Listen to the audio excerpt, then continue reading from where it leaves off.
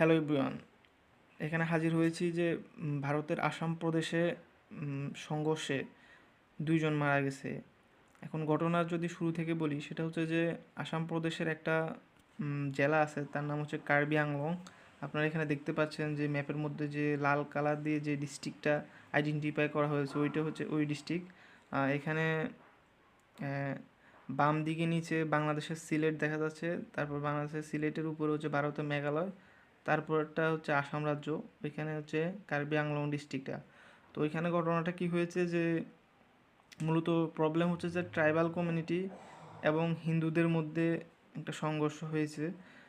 এটার ব্যাকগ্রাউন্ড যদি বলতে যাই, সেটা হচ্ছে যে এই ট্রাইবাল কমিউনিটি একজন লোককে পুলিশে ধরে নিয়ে যায় থানা হেফাজতে। তো থানা হেফাজতে থাকাকালীন ওই লোকটা মৃত্যুবরণ করে।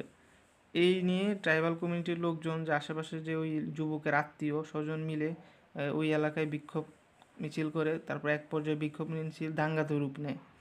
আশেপাশের বিভিন্ন দোকানপাট মার্কেটে আগুন দেওয়া হয়। তো পুলিশ ওই পরিস্থিতি নিয়ন্ত্রণ করতে যায়।